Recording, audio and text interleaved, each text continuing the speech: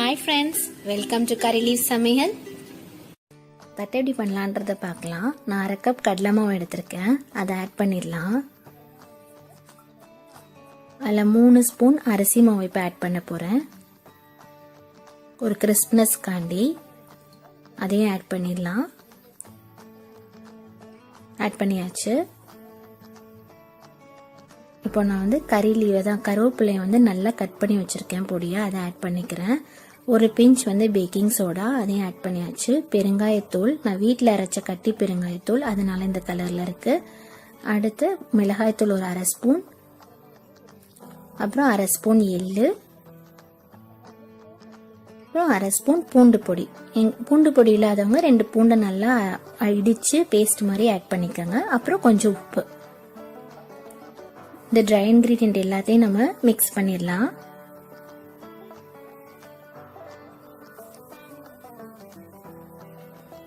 நல்லா மிக்ஸ் பண்ணியாச்சு. இப்போ கொஞ்சம் கொஞ்சமாக தண்ணி விட்டு டோ ஃபார்மேட்டில் பிசைஞ்சிக்கலாம்.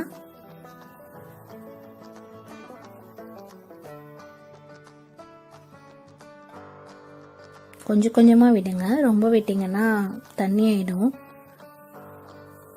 பாருங்கள், இந்த மாதிரி கெட்டி தோ ஃபார்மேட்டில் நமக்கு ரெடி ஆயிடுச்சு. இப்போ நான் கொஞ்சமாக எண்ணெய் மேலே ஊற்றிக்கிறேன், காயாமல் இருக்கிறதுக்காண்டி.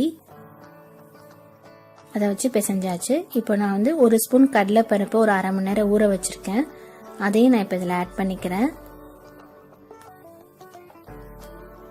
நல்லா பிசைஞ்சிடலாம். இப்போ இது எல்லாத்தையும் ஒரு குட்டி குட்டி பால்ஸாக எடுத்து உருட்டிக்கலாம்.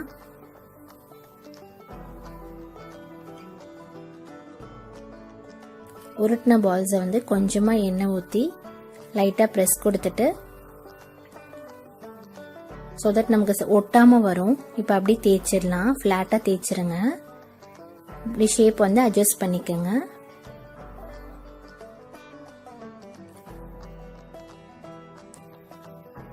அப்புறம் ஃபோக் வச்சு அழகாக ஹோல்ஸ் போட்டுக்கலாம்.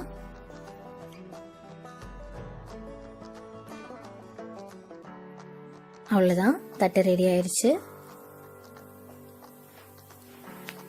இதே மாதிரி எல்லா தட்டையும் நான் திரட்டி வச்சுருக்கேன். இப்போ எண்ணெயில் போட்டு ஃப்ரை பண்ணிடலாம். ஒன்றா ட்ராப் பண்ணி மிதமான தீயில வச்சுக்கோங்க.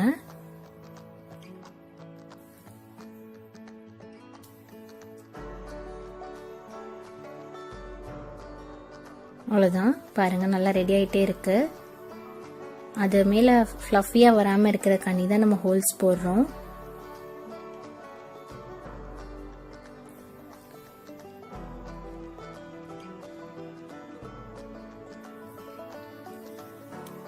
பொறுமையாக தள்ளி தள்ளி விடுங்க வேகிற வரைக்கும். பாருங்கள், எல்லாமே சூப்பராக வெந்துருச்சு, எல்லா பபிள்ஸும் அடங்கிருச்சு, நல்லா கிறிஸ்பாக வந்திருக்கு பாருங்கள். இப்போ எடுத்துடலாம். கடலை மாவுல இது ரொம்ப ஈஸியாக பண்ணுற தட்டை இது, மாவு அரைக்காம. ஸோ ட்ரை பண்ணி பாருங்க இந்த தட்டையை. ரொம்ப கிறிஸ்பாக ரொம்ப டேஸ்டியாக இருந்தது. அவ்வளோதான், நம்ம சுவையான தட்டை ரெடி ஆயிருச்சு. இப்போ அடுத்து நம்ம கரசீவ் பண்ண போகிறோம். அதுக்கு 1/2 கப் கடலை மாவு எடுத்திருக்கேன்.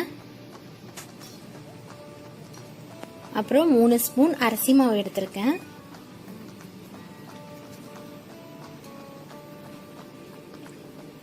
இப்போ இதில் 1 ஸ்பூன் சீரகம் போட்டுக்கலாம். அப்புறமா பூண்டு பொடியிலாங்க பூண்டு பேஸ்ட் போட்டுக்கலாம். அப்புறம் பெருங்காயத்தூள், அடுத்து மிளகாய்த்தூள், அடுத்து உப்பு. எல்லாமே 1/2 ஸ்பூன் தான் எடுத்திருக்கேன். எல்லாத்தையும் நம்ம ஆட் பண்ணிடலாம்.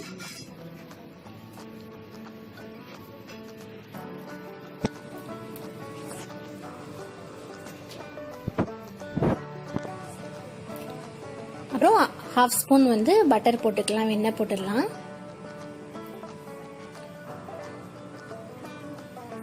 எல்லாத்தையும் போட்டு ஒரு மிக்ஸ் பண்ணிடலாம்.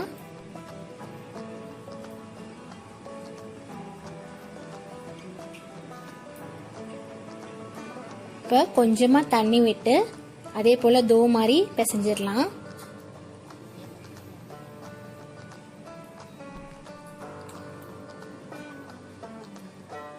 அவ்வளோதான். இந்த மாதிரி கொஞ்சம் பிசைஞ்சிட்டு மேலே எண்ணெய் ஊற்றிக்கங்க, ட்ரை ஆகாமல் இருக்கும்.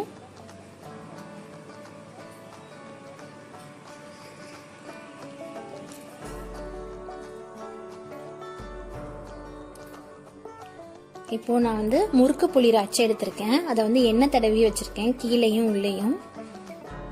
இப்போ இதில் வந்து மாவை வந்து இன்சர்ட் பண்ணிடலாம்.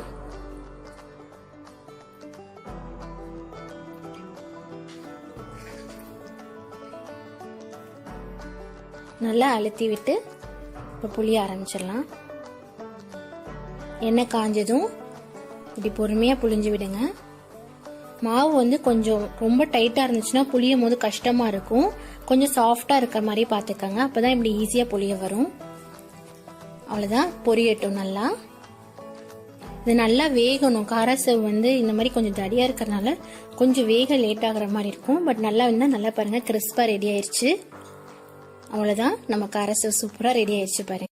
ஓம் பொரி பண்ண போகிறோம். அதுக்கு 1 கப் கடலை மாவு எடுத்திருக்கேன். ஆட் பண்ணிடலாம்.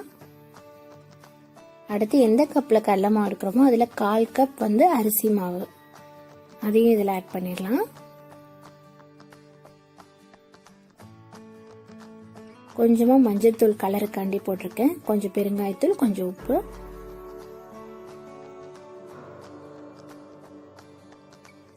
எல்லாத்தையும் சேர்த்து ஒரு நல்லா மிக்ஸ் பண்ணிடலாம்.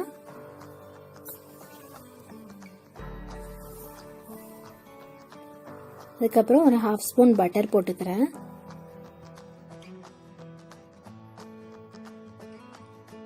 போட்டுட்டு ஒரு ஸ்பூன் ஓமத்தை வந்து ஒரு நல்லா கொதிக்க வச்சு தண்ணி ஊற்றி அதில் கொஞ்சமாக எடுத்து இதில் ஆட் பண்ணிக்கிறேன். நல்லா பிசைஞ்சாச்சு. இப்போ அடுத்து கொஞ்சம் கொஞ்சமாக தண்ணி விட்டு ஒரு தோ ஃபார்மேட்டில் பிசைஞ்சிக்கலாம்.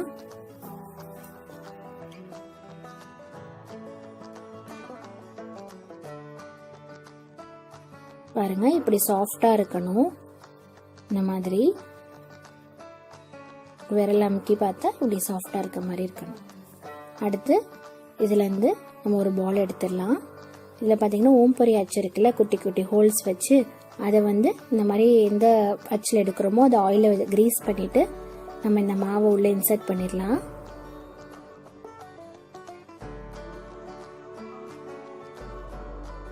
நல்லா வச்சு அமுக்கிடுங்க. மூடிட்டு நம்ம எண்ணெயில பொழிஞ்சிடலாம். இப்படி ரவுண்டா பொழிஞ்சிட்டே வாங்க. அவ்வளோதான், எல்லா பபிள்ஸும் அடங்கிருச்சு. அதனால நான் எடுத்துட்டேன். அவ்வளோதான், ஓம் பொரி சூப்பராக ரெடி ஆயிடுச்சு. மேக்ஸிமம் நான் இந்த 3 பண்ணுறதுக்கும் எனக்கு 1 hour ஆச்சு. ஒரே கடலை மாவுல கொஞ்சம் கொஞ்சமாக எல்லா இன்க்ரீடியன்ஸும் எடுத்து நான் எல்லாமே செஞ்சு முடிச்சிட்டேன். ஓம் பொரி ரெடி ஆயிடுச்சு. அடுத்து பாத்தீங்கன்னா இதெல்லாம் முடிச்சக்கு அப்புறமா கொஞ்சமா கருவேப்பிலையை வந்து பொரிய விட்டுறலாம்.